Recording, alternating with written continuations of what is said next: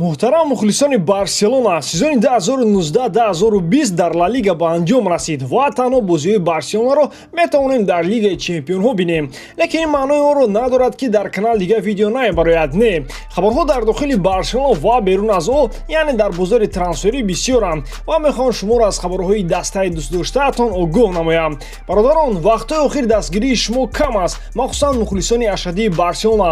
мехоҳам обуначиёни ин каналро ба 10 000 расонам. Аз шумо мисли ҳар вақта як лайк, як комментария аз мо бошад ҳар рӯз видеои нав баровардан. дастгирии шумо, пешравии мо. акнун мегузарем ба хабарҳо. дар ягон ҷо баъз ушнед, мо бошад сайр мекунем. дастаи каталонӣ то ҳол мехоҳад буҷети худро аз ҳисоби ивазкунии футболбозон ба тартиб дорад. пешакӣ бо ин хел схема Артуро бо Пьянич иваз карда буданд. ҳозир бошад боз як ивазкунии нави дигар. барса Каутиньоро ба Арсенал пешниҳод дорад бар ивази Матео Гендузӣ. ҳар дуи тараф то ҳол дар бораи ин вариант маслиҳат доранд. Гендузӣ баъди ҷанҷол дар бозӣ бо Брайтон ягон маротиба дар рӯйхати бозингарони Арсенал наафтод, вақте ки ӯ бозингарони Брайтонро масхара кард ва ба ҳоли маоши ками онҳо хандид. баъди ин маълум шуд ки Арсенал мехоҳад бо Гендузӣ бо нархи 40 миллион евро ҷудо шавад. Хафбек норозӣ аст ки дар роҳбарии Артета кам бозӣ мекунад. хайр чӣ бародарон, футболбози уровни баландро бо Кимки иваз кардан танҳо Барселона карда метавонад. баъди як моҳ боз хабар мебарояд ки Барса мехоҳад Мессиро бо Озил иваз намояд. мехоҳам ба шумо савол диҳам дӯстон, барои чӣ дар солҳои охир Барса трансфери хуб карда наметавонад? Сабабаш дар чист? ё ин ки Абидал аз кори худ хуб баромада наметавонад, ё ин ки Бартамеоу? ҳатман фикри худро дар комментария нависед. дар бораи Каутиньо бошад ман гуфтаниям ки ин бозингар то ҳол дар уровни баланд бозӣ мекунад ва бояд даста ба ӯ як шанси дигар диҳад. агар ту футболбозро бо нархи 140 миллион евро харида бошӣ, то маҷбурӣ ба ӯ шанс диҳӣ, вагарна хароҷоти кардагиат маъное надорад. ин фикри шахсии ман мебошад. дӯстон, чун ҳамеша сарпарасти видеои мо ширкати Adin-XBet мебошад. барои дастгирии канал ва тез баромадани видео ба ссилка комментария буда даромада бо промокоди BARSATG дар аввалин пардохтатон 6500 рубл тӯҳфа гиред. дастгирии шумо, пешравии мо. журнал Френс футбол қарори хело аҷиб баровард ки дина шаб эълон кард. дар твиттери худ изҳороте партов ки дар соли 2020 тӯби тиллоӣ ба ҳеҷ кас дода намешавад. ҳама ин аз сабаби пандемияи коронавирус мебошад ки аз пушти ин чанд моҳ маросимҳои футболӣ гузаронида намешуд. тӯби тиллоӣ аввалин маротиба аз соли 1956 ба ҳеҷ кас дода намешавад. ҳар сол ин ҷоизаро ба беҳтарин футболбози аврупо тӯҳфа мекарданд. дӯстон, шумо чӣ фикр доред дар ин бора? оё қарори Френс футбол дуруст аст ё ин ки не? ва Месси метавонист имсол соҳиби ин ҷоиза шавад? фикрҳои худро дар комментария нависед. мо бошад давом медиҳем. ҳимоятгари рости Бетис ки ҳуқуқи шаҳрномааш ба Барселона тааллуқ дорад, метавонад ба Милан гузарад. гуфтушунӣ дар бораи трансфери бозингари 21-солаи бразилӣ хуб рафта истодааст. хабар медиҳад журналист Николас Кера.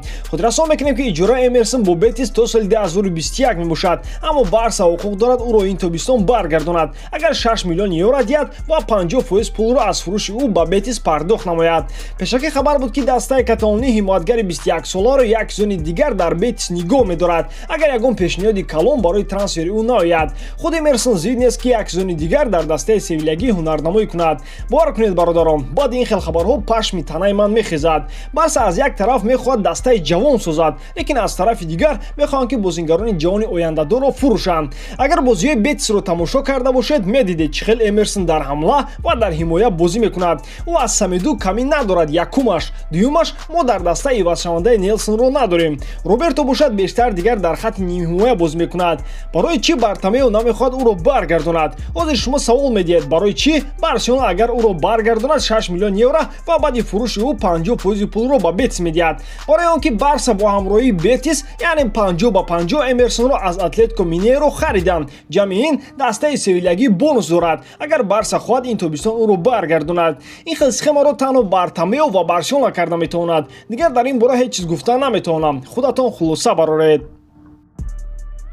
Барселона ба вингери Манчестер Сити Бернарду Силва ҳавасманд аст. дастаи каталонӣ метавонад бозингари 25-солаи португалиро ин тобистон харад. хабар медиҳад Летен Спорт. шарти муҳим дар трансфери Силва ин фурӯши ҳамлагар Антуан Гризман мебошад. агар дастаи каталонӣ натавонад бо бозингари фаронсавӣ ҷудо шуда, то кӯшиш намекунад ки бозингари Ситиро бихарад. хотиррасон мекунам ки Сити Бернардуро соли 2017 аз Монако бо нархи 50 миллион евро харидорӣ карданд. айни ҳол нархи вингер 80 миллион евроро дар бар мегирад.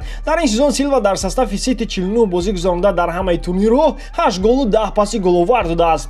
Дар бораи Силва ҳамин қадар чизро гуфтаниям ки ӯ футболбози беҳтарин аст. Соли 2017 вақте ки Монако дар полуфинали Лигаи Чемпионҳо бозӣ мекард, ҳатто Месси гуфта буд ки ба Барса бозингар ба монанди Бернардо лозим аст ва мехост ки Барса ӯро бихарад. Аммо Сити мисли ҳарвақта дар бозори трансферӣ беҳтар аз ҳама мебошад. Бе ман ҳам шумо медонед ӯ чӣ хел бозӣ мекунад. Дар бораи ӯ гап задан маънои надорад. Танҳо шуморо аз хабарҳои тару тозаи Барса огоҳ менамоям.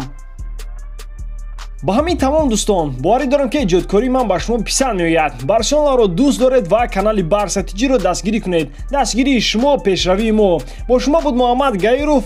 Хай дар паноҳи Аллоҳ.